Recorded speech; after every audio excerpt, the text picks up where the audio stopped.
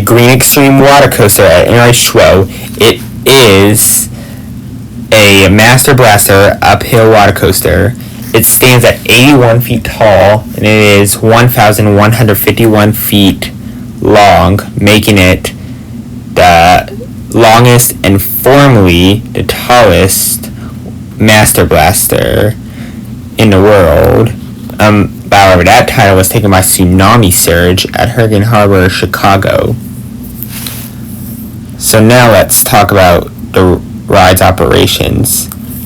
This ride can pack very long wait times, like sometimes an hour on weekends. On weekdays it usually gets maybe up to 30 to 45 minute wait, but on weekends I've seen this ride get wait times over an hour, possibly even an hour and a half. So I recommend you head straight to this ride once you get here at opening. You need to get here at opening and head straight to this ride if you want to ride the Green Extreme without having to wait in long lines. But, however, there is one positive about the line.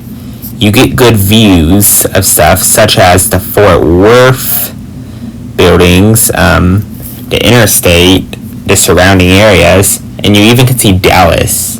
If you look closely, you might even be able to see some of Six Flags' tallest rides, such as Texas Skyscraper and the Titan. There's also a chance you might be able to see Superman from this height. But however, this ride does sometimes break down, like it can. Like sometimes riders get stuck, and when riders do get stuck, a beeping sound is made. It's actually a buzzing sound, alarm sound, and riders will basically exit through the stairs while the lifeguard pushes it uphill, and then once somebody gets stuck, all the water just go off. They get the people out of the tube through the stairs, and they make sure they get out safely. Then they will push the water up, not the water, the tube up, and they will turn back the water jets, and it will just go through, and then they'll have a lifeguard test it, and then they'll let people ride it again. And now let's talk about when the ride opened. It opened in 1998, and I believe it's actually leaving this year. It's leaving at the end of the season, and Nitro Blast will replace it, I think. Nitro Blast is going to be a pro-side water coaster with saucer turns, I believe about 2 drops, and it will have the racing element, and it might even have light effects based on looking at the map, which would be good. I look forward to Nitro Blast, and I think it will be even better than this one. This water coaster is better than 90 to 95% of water slides. However, it probably is among one of the weaker water coasters out there, but it's still good. Now let's review the slide in general. So, you can ride single or double rider, which is great that you can ride just a single rider. However, when you ride in a double tube, the raft can struggle to get uphill. So, for that reason, maybe you try both. But however, when you're in a double tube, you get more airtime. So now let's talk about, first you will climb several flights of stairs, the 81-foot tower, and then once you get there, a conveyor belt pushes the boat up, and then they'll place it in the ride. And if you're a single rider, they'll make you sit in the back. But if you're a double rider, then the lightest goes in front, and the heaviest goes in back. And once you're ready, they will push you. They'll push your tube, and then you'll descend down the first drop. The first drop is pretty good, but however, it only offers possibly a little air time, if any at all. Sometimes it doesn't offer any air time, but however, it usually is most common in the back.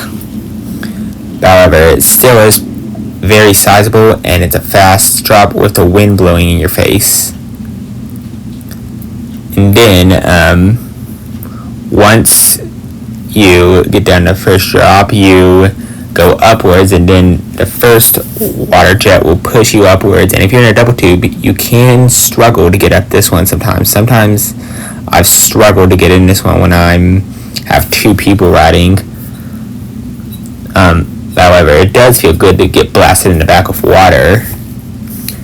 And then it will go over another little uphill segment, and this one isn't particularly thrilling nor offers airtime, but however, it does get you pretty wet. And it will go uphill, and then you turn to the left before facing the second drop, and then this might be the largest drop on the ride. This is the first one, and this drop gives some possibly a little bit of airtime if you have a double tube. Single tube, it may just offer a little pop of airtime. However, like the first drop, it's still fast. You have wind blowing in your face, and it's very sizable. And it's definitely not unheard to get airtime on this drop. This is probably the most thrilling drop on the ride. And anyways, next you go uphill another water jet, and this one I haven't struggled to get up this one as much as you do on the first drop on the double tube, but it's still it's a good element. You get blessed in the back again, and then once you go into the enclosed section, there is a surprise element, like there's a little downwards drop which can help build up some speed, and it is really a treat when you have a little downwards drop in the dark. However, the real reason this is good is because once it churns into the next uphill segment, the churn is a banking churn. It viciously banks you to the left, possibly giving you a pop of airtime, and it's intense. And then you crest over what some people classify as a drop, some people may not. And however, there is airtime on this part of the ride, particularly if you're in a double tube. And then you'll shoot upwards, and then you'll make a turn to the left, I believe, and then you'll do over the second similar section, which is a little drop, which also may give a pop of airtime, especially if you're in a double tube. And then you will shoot upwards again, and then as you turn to the right, you go over to what probably is the steepest drop of the ride. This one doesn't give too much airtime, surprisingly, because you go quite slow into it, which is disappointing. However, it's still a fun drop, carrying some decent speed, and it's probably the third largest drop of the ride. And however, this part is where riders get stuck most of the time, like when it does happen. And however, it's not unheard of to get a little airtime on this drop. And then you go up a water hill segment, and sometimes you can struggle if you're in a double tube to get up this part, but it's still good element getting blasted in the back of water. And then once you go into the next section, it has a churn, which caught me off guard the first time because it's a sharp churn, and you get soaked with water. There's water pouring, and you get soaked, which is just awesome. And then there's a little helix, and then not full helix, and then here comes the final uphill segment, the double down. And this is the double down, and it always gives a little pop of airtime on the second drop.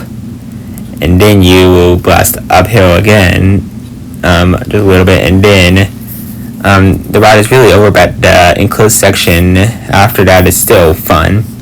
It then turns to the right, and then it makes a U-turn, and this U-turn actually banks you pretty good.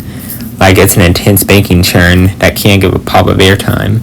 And then you'll crest over just a small little drop, going into maybe not exactly a pool, but maybe like the landing. And however, that small drop isn't really thrilling. And then the lifeguard will, of course, propel your tube up the conveyor belt, and that's how it is. And let's see, I believe there are, let's see, 1, 2, at least 4 stairwells on this ride, and And let's see.